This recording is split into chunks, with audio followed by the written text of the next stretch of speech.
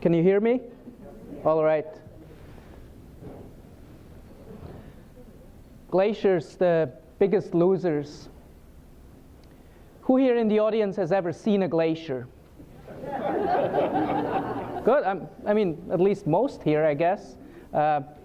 Who has ever been on a glacier? Will? What about, yeah, you too, right? All right. So here in the background, you see a picture. That's the view from one of my favorite places where I grew up. And as Will already mentioned, I grew up in Switzerland. To be more precise, in the canton of Uri in the heart of Switzerland. And you can think of a canton roughly as the equivalent to a state here in the US. Well, just like in Alaska, you know, we have lots of Subarus in Uri. But true to the stereotype, we also have lots of cows. And we produce a lot of good cheese. And actually, just today, my parents sent me more cheese, so I'm all set. If the lecture doesn't go well, I'll just drown my sorrow in cheese. Besides that, last summer we had one bear roaming Uri, which was quite surprising and, you know, made the headlines for quite a while, since the last bear to do that was shot in 1820 in the little town of Isental. So that has been quite a while ago, almost 200 years. And you can still go to the town of Isental and you will find the bear claws nailed to a door or next to a door of one of the old houses there. Also, Uri is home to William Tell, the Swiss national hero who, according to legend, freed us from Austrian oppression in 1291. But first and foremost, we have a lot of mountains to ski and to climb, just like Alaska. So I guess it's no surprise. I basically grew up on skis. I learned to ski right after I learned to walk, or maybe even at the same time. I don't even remember. And when I mean skiing, or when I say skiing, you have to keep in mind that in Switzerland, skiing always means downhill skiing.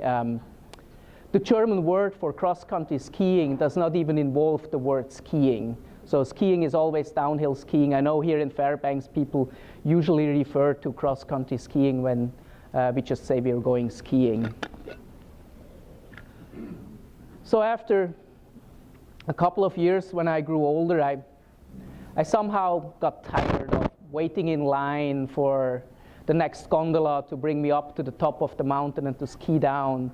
So I started with ski mountaineering. And while I was spending my time outside in the mountains, skiing and climbing, I started to notice some change. For example, in the 70s and 80s, when we went skiing, we could just take the gondola up to the top of the mountain, get out of the gondola, put the skis on, and we were right on the glacier and could start skiing. But in the past 2 or 3 decades, almost 4 decades, the glacier here has thinned by 20 meters or 60 feet and is now down here. So that's actually a skier for scale. It's not myself, but I wish I'd been there on that beautiful day. So now they have to build a snow ramp every single fall before they open the ski season. And as you can imagine, that actually takes a lot of human time, but also it wastes a lot of gas running the snow tracks around and building up that ramp. So a couple of years ago, they started at the end of the ski season to cover that whole ramp with a big white blanket. You can barely see it here behind the 60 feet letters. So if you do that in spring, that will help preventing at least some of the melt that the glacier experience or the snow ramp experiences in the summer. That means comes fall, before opening the ski resort again, you have to do less work, and you can reduce the amount of money that you're spending on building that ramp. And actually that works quite well. So seeing all this change in the area where I grew up got me thinking, is that the exception or is that the rule? So what is going on? And that's when I decided to study glaciers and climate science. And in the next couple of slides for the rest of the talk, I would like to introduce you to some glacier changes here in Alaska, worldwide, and then we're going to end the journey in Antarctica, and I will try to convince you why so many glaciologists are concerned about what could be going on or what we think is going on in Antarctica in general and in West Antarctica in particular.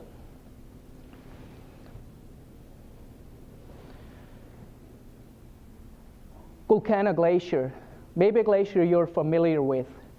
That's a picture I pulled from the USGS website that had a posting a little while ago about 50 years of glacier change measurements here in Alaska.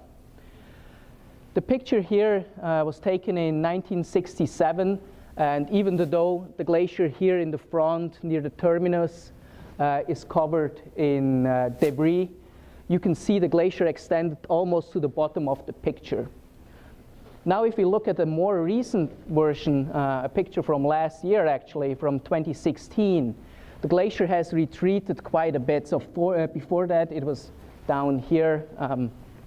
I should have that in the slide somewhere here. So that's the state of the glacier in 1967, and that's how it was last year. So the glacier has thinned and retreated quite a bit.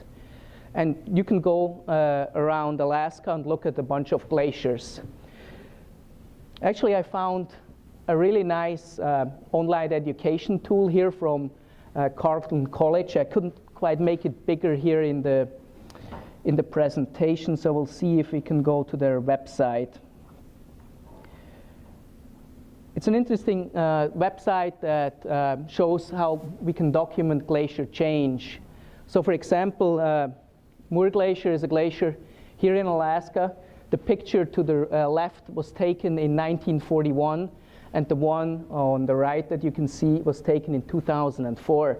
And the cool thing is that you can actually slide around here. So that gives you the state of 1941. The whole valley was filled with ice. And then you slide back and you look at about 10 years ago.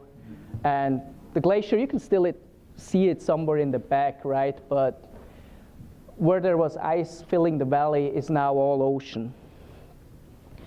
So Muir Glacier has changed quite a bit, and you can do the same exercise for a few more glaciers, like here, or Holgate Glacier, or McCarthy Glacier, and you can compare. This one you can actually compare to a photograph from 1909, so we got a change from like almost 100 years later.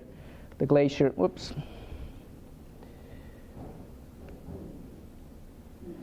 Oops, where's the glacier? So if you have time, if you're interested in, there are lots of cool resources besides that where you can find glacier change in Alaska and the rest of the world as well. Columbia Glacier might be a glacier that at least some of you are more familiar with. It's one of the bigger glaciers in Alaska. This photo here, I took it from Alaskan tourism website, and I think it dates to around 2010. So you can see the glacier coming from behind, from the sun, and well, it doesn't start there, but that's how it looks like in the picture. And it flows right into the ocean. And the big vertical cliff that you can see here is what glaciologists often call the glacier terminus or the calving front. Because every now and then when the glacier flows into the ocean, pieces of the glacier break off and fall into the ocean, and that's what you call an iceberg. And you can see a bunch of these chunks and broken up pieces of glacier that are now floating in front of the glacier. I hope that animation is going to work. All right. When British explorers first documented Columbia Glacier in 1794, the glacier reached out to Heather Bay, and it actually stayed there, I think, until the 1980s. But in the 1980s, a rapid retreat started. And this retreat is continuing today.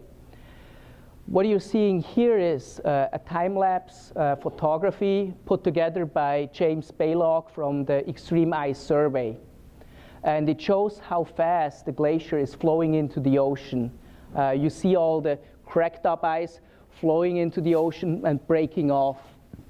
And the movement you see, they had to move the camera 3 or 4 times during a time span of like 2 or 3 years. The video was taken between 2007 and 2010. So within those 3 or 4 years, the glacier had retreated so much that they had to reposition the camera 3 times. And I think it looks pretty impressive in the time lapse when you see like how the icebergs are moving or how they break off the glacier and fall into the ocean.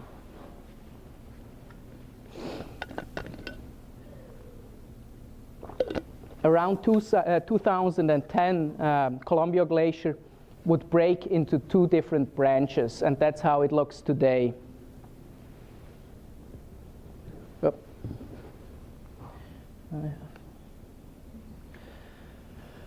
So again, our Columbia Glacier and Golcana Glacier and the little glacier that I skied on in Switzerland, the exception.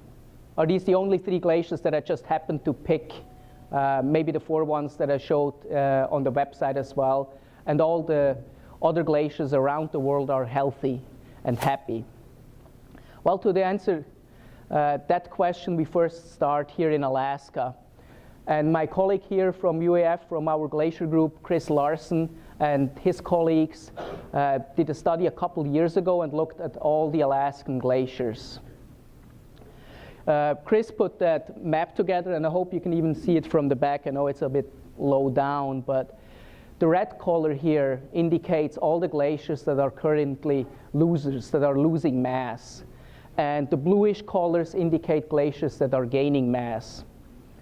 So I hope you can even see from the back that there is much more red color than blue color. So while some glaciers are gaining mass here, most of the glaciers are actually losers. Chris ran some numbers and found out that between 1994 and 2013, all the Alaskan glaciers combined lost 75 gigatons per year. Well, honestly, I can't really picture how much a gigaton is, so I usually have to come up with a mental image myself. And for Alaska, it works out in the following way. For example, you take the 75 gigatons and you spread it evenly all over Alaska. Now we have to assume there is no Denali and Alaska is actually flat to make that happen, but I hope you're still with me. So if you do that and you spread 75 gigatons of water evenly over Alaska, you would get a 2-inch or 5-centimeter deep layer. And that's just for 1 year. So for all the 20 years that Chris looked at, we would be standing in 1 meter or 3 feet deep of water. And that's quite a bit, just from the Alaskan glaciers. So let us step back a little bit more and look at the health of all the glaciers of Alaska and of the world as well. These days, we can do that with satellites. NASA, for example, has an interesting satellite that is called GRACE that measures mass changes. And it's very helpful to us glaciologists to track what the big glaciers in the world are doing. So again, here the color coding is pretty simple. When you see dark, dark red, that means the glacier or the area is losing a lot of mass. If it's a little bit less dark, it's still a serious area of glacier mass loss, and it's sort of whitish. It's still losing mass, but not as much. And all the other area where there are no glaciers, you just see the land underneath. So as you can see from that figure, the biggest losers in the world, the 3 biggest ones, are actually Alaska, here, our home, then Greenland, and West Antarctica.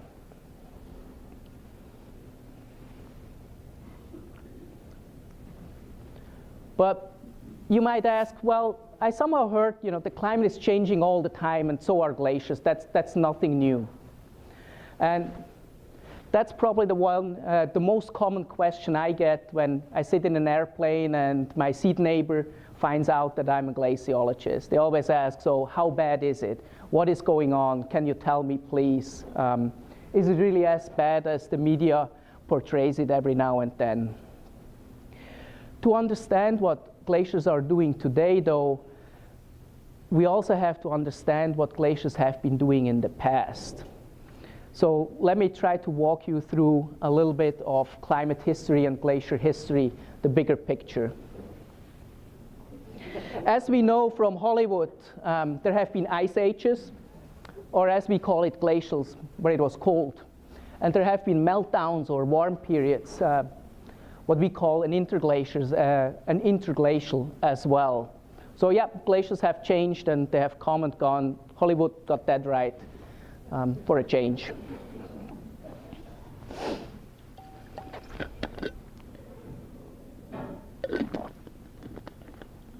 But we actually know about ice ages and interglacials from both geologic evidence and from ice cores.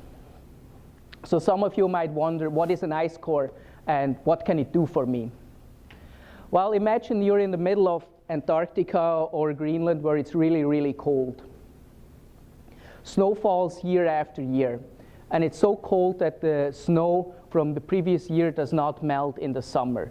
So year after year, you pile snow over snow over snow, and you build up layer after layer.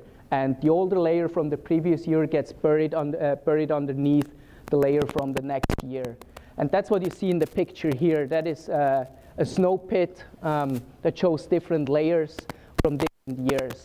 And snow accumulates for year after year, for hundreds of years, for thousands of years, and in Antarctica and Greenland, even for tens of thousands of years. When the weight of the overlying snow here becomes too heavy, it will compress the underlying snow into ice. And when that happens, when snow turns into ice during that process, tiny little bubbles of air are being trapped within the ice. And the air in those bubbles contains important information about the climate when the snow fell. So geochemists can go and analyze those air bubbles. So in that sense, if you drill an ice core in the middle of Antarctica or in the middle of Greenland, it's sort of like a time machine. The deeper you drill down, the further you go into the past. Or to be more precise, every single little air bubble within that ice core that we retrieve is sort of a capsule, a time capsule that captures the climate and what was going on during that time. It doesn't just tell us about the climate. Sometimes you can find ash layers in an ice core like here, and you can find out that there was probably a volcanic eruption. So ice cores are really valuable to get us an idea of what happened in the past, not just the climate itself.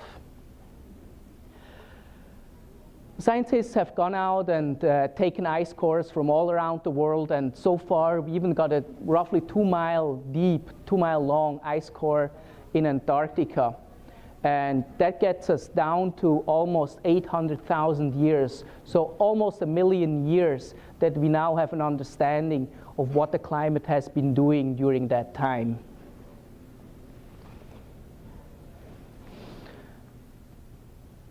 Okay, I know I have a graph here, and graphs are sometimes a bit hard to explain, but please bear with me. I try to walk you through. On the horizontal axis down here, we got time. So we start on the left-hand side with the past, and we move slowly towards present. We start around 800,000 years ago, and we move to today. On the vertical axis, we have temperature, and the temperature is drawn in the black lines that in the black line that makes a lot of wiggles. If the wiggle is down there in the blue area, it means it's cold. It was a glacial time. But sometimes the wiggle goes high up and it goes into warmer temperatures. The dashed line up here denotes the temperature that the annual averaged air temperature that we have roughly today. As you can see, most of the time it was actually cold. We were in a glacial period. But at least for the last 400,000 years, or almost 500,000 years, there have been warm times, as denoted here with the interglacials with the white dotted lines. So there have been 5 distinct warm periods, and they're roughly spaced 100,000 years apart. Currently, we're in the last of those interglacials. And yes, you can really see there were times when it was warmer than today. But the last time that happened, that was more than 100,000 years ago, and everything was quite different 100,000 years ago.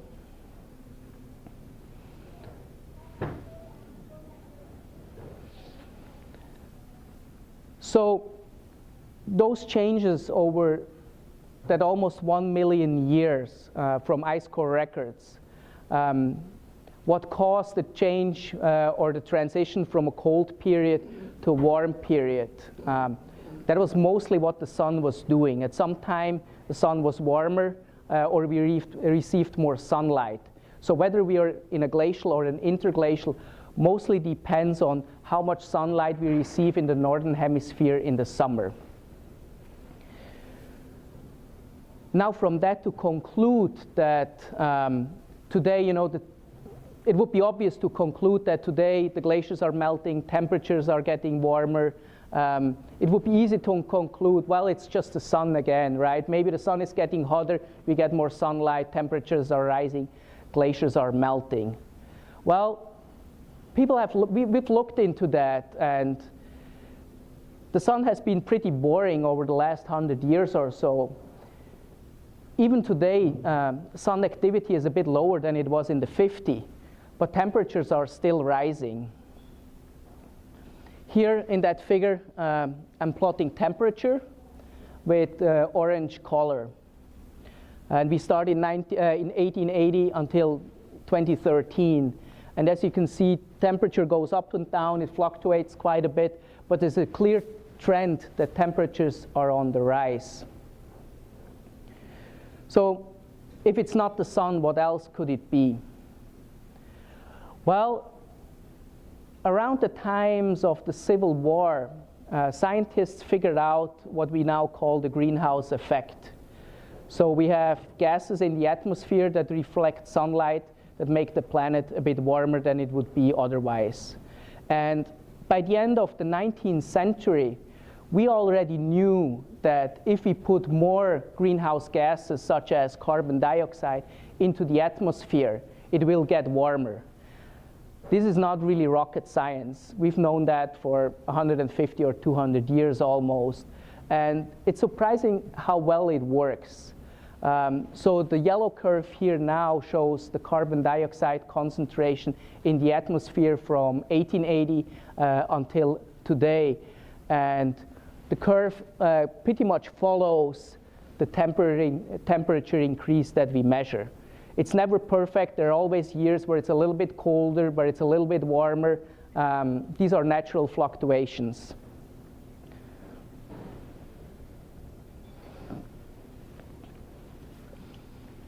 That's the UAF power plant on a very cold day. But as you can see, on that particular day, the inversion wasn't that strong.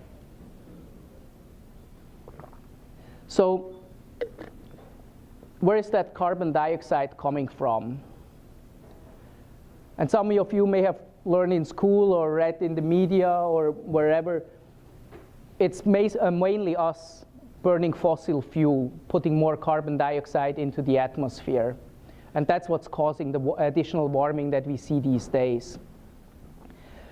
So a few colleagues of mine in Germany asked a provocative thought question, well, what would happen if we burned all the fossil fuel resources that we have on Earth or that we know are somewhere stored and we just go there and drill drill the oil and get it out and we burn it. What would happen? So they ran their computer models that we together developed. They ran some numbers, and they came to the result, if we're really going to burn all the fossil fuel resources that we have on Earth, Greenland would melt, Antarctica would almost completely melt, and almost all of the glaciers will melt. That may sound pretty scary, and I hope it's not going to happen. But at least we have some time. Even if we burned all fossil fuel resources today, it would take more than 10,000 years for all the glaciers and all the ice to melt. So what does it all mean, and how realistic is that? So let's start with the glaciers. Let's take all the glaciers of Switzerland, the glaciers of Alaska here, the glaciers of the Himalayas, and the glaciers of Patagonia, and the glaciers of New Zealand, all the glaciers that we have on Earth, and we melt them. What we would get is a sea level rise of 1 meter or 3 feet from just all the glaciers around the world. That's already a lot, but it gets better, well, actually worse. If we melted all of Greenland, we would get a sea level rise of around 20 feet or 6 meters. So now we're up here, and that's probably hard to see from the back, but you can probably see the upper curve here, or the upper bar. That's what would happen if we melted all of Antarctica. We would get a sea level rise of 60 meters or around 200 feet. And just to give you a visual impression, here, I read that the Statue of Liberty is roughly 300 feet tall. So it will not completely drown, but I hope she can swim.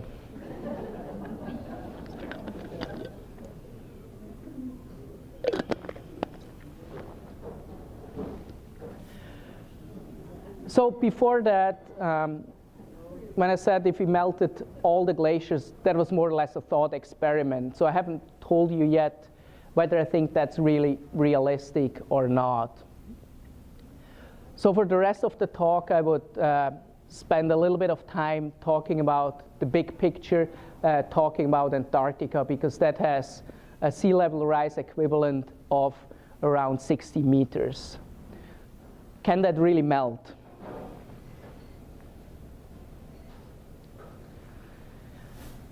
Well, you may have read some of these news lately. In the past 2 or 3 years, Antarctica has been all over the news. Antarctica in general, and the West Antarctica Ice Sheet in particular. And there have been headlines like "Scientists warn of rising oceans from polar melt," or "Climate model predicts West Antarctic Ice Sheet could melt rapidly." So what do we think about that? Why are we so concerned about Antarctica and put a lot of science resources in trying to understand what is currently going on in Antarctica? First of all, Antarctica is big, right? It's big, and it's the highest. It is the driest. It is the coldest, and it is the windiest of our 7 continents. And it has a size of roughly the whole United States combined with Mexico.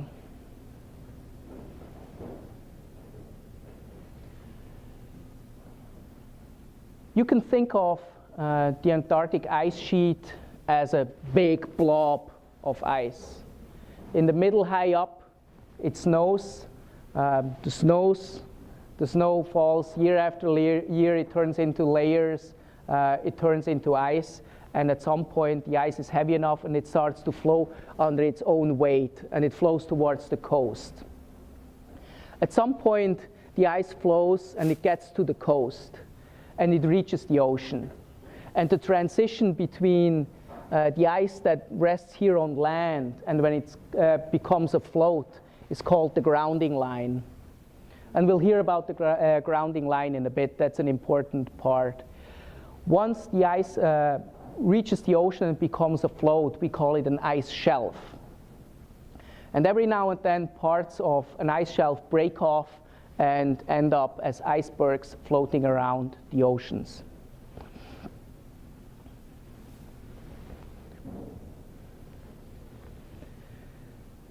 So what's so special about Antarctica and ice shelves? Why I'm focusing on that? Well, there is one big difference between an ice shelf attached to an ice sheet and just your regular glacier. With your regular glacier, the only way you can melt your glacier away is by melting here from the top. Warm air in the summer causes the ice to melt. Well, that can happen in Antarctica as well, even though it's still pretty cold down there. But there is a second way where the ice sheet can be attacked, and that's from underneath an ice shelf. Here in the ice shelf area, the shelf is in contact with ocean water. And imagine if you deliver warm ocean water to the ice shelf, it can melt from underneath.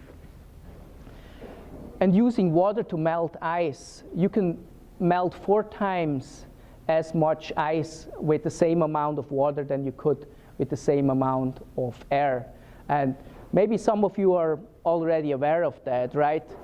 Maybe you're already hungry and you want to go home after work or after this talk, and you were planning to have a steak of moose meat tonight. But unfortunately, you forgot to take the moose meat out of the freezer.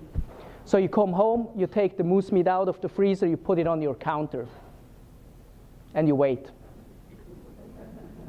And you wait. And you're still waiting. Well, I guess at that point, you're way too hungry and you decide to cook something else. Or you could actually take the piece of moose meat, hopefully it's vacuum sealed, and you put it in a warm water bath. And that will probably thaw it in around an hour or so in my experience, and you're going to have a lovely dinner. And that's why we are so much interested in what's going into on these ice shelves. If there is warm ocean water coming in here, it's very potent to melt these ice shelves away. So here we have a little animation of an ice shelf. You can see warm ocean water flowing in underneath the shelf, and it keeps thinning and thinning and thinning.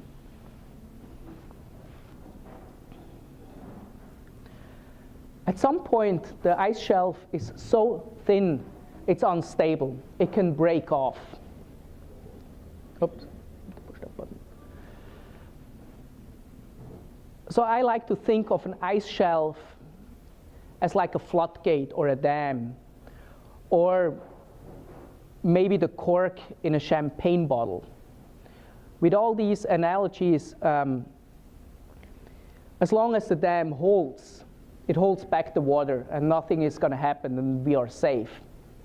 But if there is a leak in the dam or you open the gate, at some point the pressure is way too high and the whole dam can break. And if that happens, nothing is going to stop the water behind that. It's just going to spill out, and it will not stop until all the water has left the dam.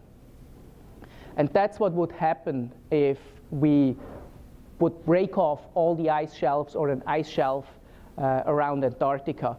The ice behind the shelf does not feel the pressure from the shelf holding it back again, and it would just start spilling out into the ocean much quicker than it does if it has a shelf.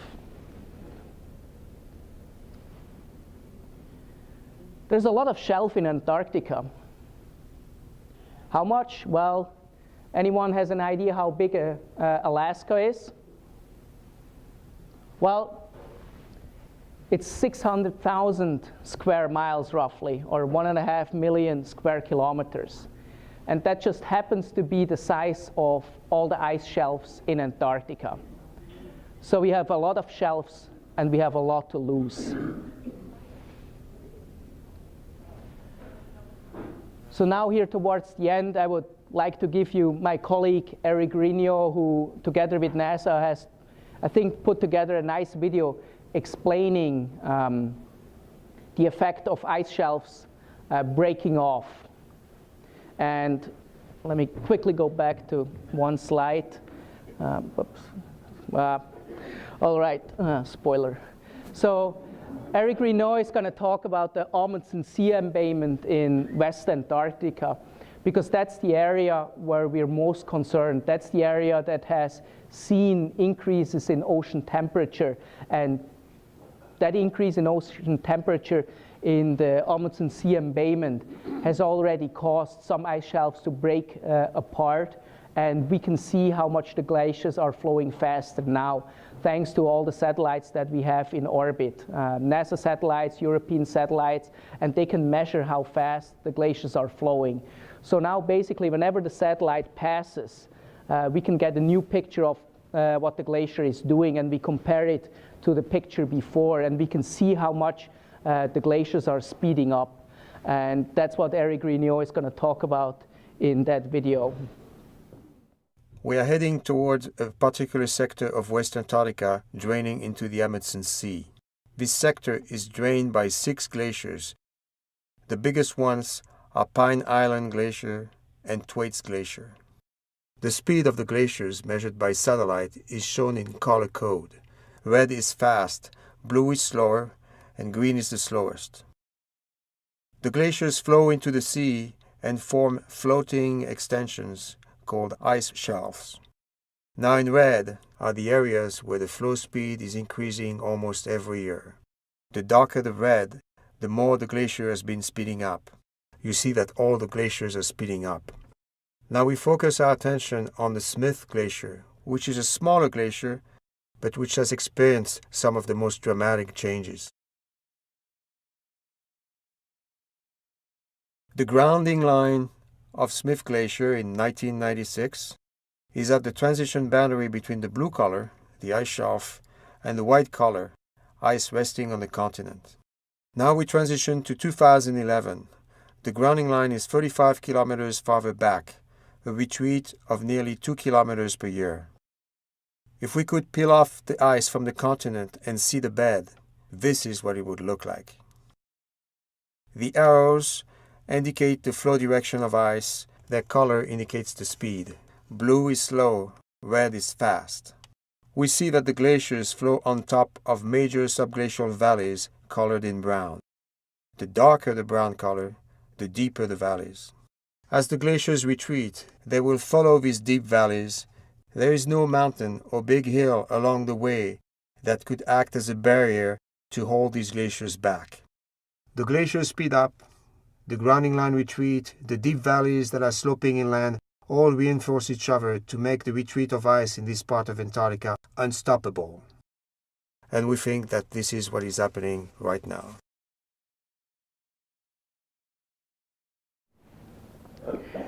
So there is a question whether this is really unstoppable and how fast it's going to go. Eric's estimates are a bit higher than some other scientists.